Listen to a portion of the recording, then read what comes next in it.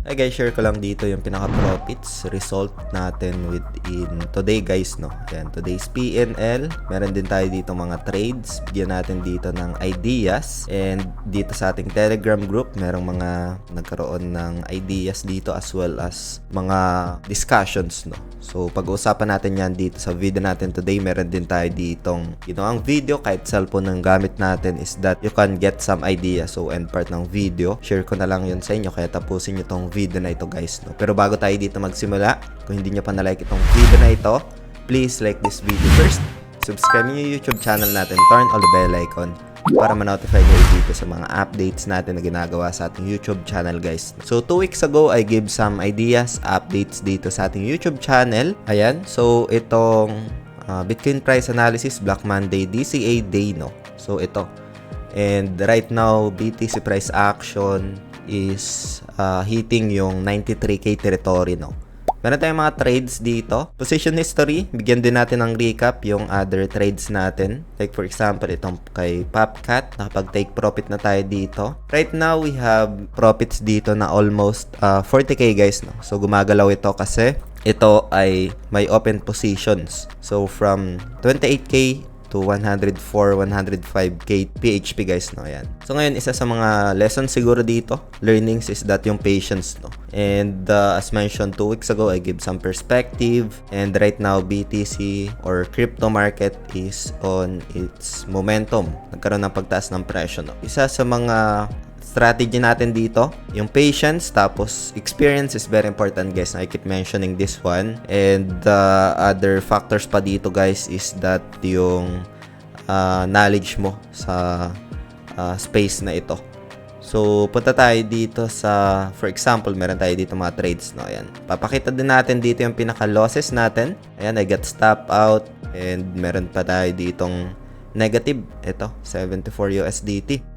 Isa sa mga bigyan ko dito ng idea guys is that, like for example, itong kay Popcat, no? So ito ay contested, itong kay Popcat, dahil ito ay momentum. Meron tayo ditong EMA, tago ko muna yung moving average. Ayan, basic lang dito guys, no? 1 hour time frame, tapos 4 hours time frame. Yung kanyang EMA is pointing to the upside, tapos respected yung kanyang EMA, no? Ayan, so support, tapos nasa taas yung price action, nasa baba yung EMA pointing to the upside. That's why I contested dito sa pinaka-breakout, no? Ayan. So after that, price goes up, I take profits na dito sa price action. And if yung majority ng high market cap like Bitcoin is that on its momentum, may high probability na itong mga penny stocks or nasa baba yung mga lower market cap is that correlate, no?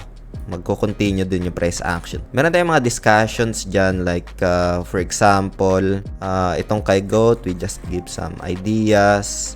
You can join dito guys sa ating Telegram group, no? So yung official link, lalay ko na lang sa description ng video na ito para mapuntahan nyo. Tas in part ng video, recommend ko na lang yung isa sa mga ginawa natin ng ideas gamit itong application na ito. Kahit yung cellphone, pwede nyong panoorin for more ideas, no? Yan, meron tayo dito mga ideas na shinare sa group, no? This is very healthy discussions and you can just ask questions dito on the spot. Yeah, you can join dito guys, no? And ito, we just give some ideas dito sa group. Other trades tayo dito, open positions natin. We have, ito naman momentum play na lang itong kay Hamster. Kasi price action going up tapos galing sa support, and then yung build up ng kanyang trend dito ay accumulation pero sa momentum yung kanyang galaw, no? And that's one of the indication na magkaroon siya ng pagtaas ng presyo. Itong stop loss na ito, pwede ko naman siya na i-adjust na, no? So ngayon, hanap pa tayo dito some examples. Like for example, itong kay Sweet naman, mga penny stocks ang isa sa mga nakita ko dito na maganda yung galaw guys, no? As long as na yung BTC goes up. But then ayun guys, medyo risky na ito if ever na magkaroon ng retracement no, kasi galing sa support, pwede siyang magkaroon ng corrective muna or correction. Again guys, itong video natin today is just for ideas lang, no, for reference, and does not qualify as an investment or financial advice. Hope you get some insights dito, and kung meron kayong mga questions, feel free to comment lang sa comment section ng video na ito or sali lang kayo sa ating Telegram group. Ito, isa sa mga nakita natin dito is yung kanyang momentum from impulse, no, and then corrective, and then potential impulse, a retest dito within this zone, tapos baka bumagsak lang ulit ito, pwede niyang balikan yung dating resistance na magiging support, no. So yan yung isa sa mga nakikita natin dito na probabilities, and sa ganitong scenario pwede kong i-adjust yung SL ko if ever man na bumagsak na siya within that zone and bumalik siya dito sa area na minention natin, mati-take profit na itong setup natin dito, no. So other examples pa natin dito, ayan, punta tayo sa positions history. So meron tayo ditong mga trades, like for example itong kay Turbo naman, I think nag-continue pa itong price action, no. Ito nakapag-take profit na ako dito. Hindi yung pinaka-greedy mode na approach guys, no. Ito is like if I do some trades, take profit lang ako doon sa resistance, no, itong zone na ito. So I buy long here, tapos I take profit doon sa previous resistance na potential pwede niyang tamaan, and it was happened pero mas tumaas pa yung price action ng 24%, no. But then again, profit is profit naman sa my end ko, and other updates pa dito. So si Griffin AI naman, I think I have some trades na dito. Ito scalp naman yung ginawa ko dito, pero mas umangat pa yung price action, no.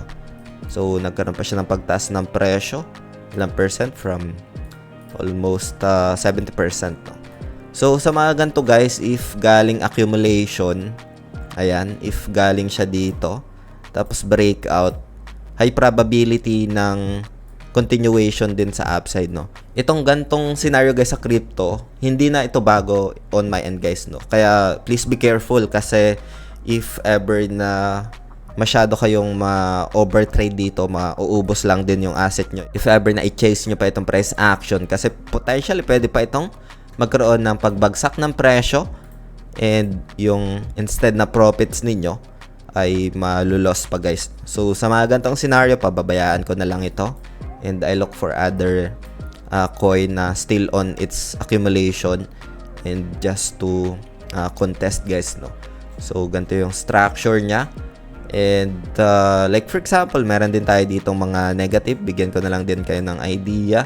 Itong kay Foxy naman, I got stop out na dito after na mag-take ako ng positions within this area. Isa sa mga nakita ko kasi dito guys is that yung potential continuation, pero yung nangyari is nag-retrace ulit siya back here sa support, no. So I decided to cut na dito guys, no. And nagkaroon siya dito ng pullback after that. So isa sa mga stop out ko itong si Foxy, negative 74 USDT guys, no. So that's the downside dito. Hindi lahat na wins, no. And other idea pa dito, like open positions tayo. So we have Trump, no. Trump naman, momentum play, breakout after this resistance. I decided to enter dito guys, no. Kasi momentum yung high market cap talaga guys, no? BTC on its rally right now. And please be careful guys sa mga gantong scenario. If masyado na mataas yung price action, please be careful guys, no. Hindi na siya kagaya nung last 2 weeks ko na binigyan ng ideas yung price action nitong si BTC guys, itong mga panahon na ito nung 2 weeks ago. So yun, hope you get some insights dito guys, and kung meron kayo mga questions, feel free to comment lang sa comment section ng video na ito. At sa mga gustong sumali guys sa ating Telegram group, yung mga official link naman lalay ko na lang sa description ng video na ito. Meron akong ginawang video guys gamit yung cellphone, nagamit itong application na ito dyan sa screen. Ayan, pwede nyo panoorin yan for ideas, and see you sa video na yan guys. Maraming salamat ulit sa panunood. Ingat tayong lahat. Peace out. Bye for now.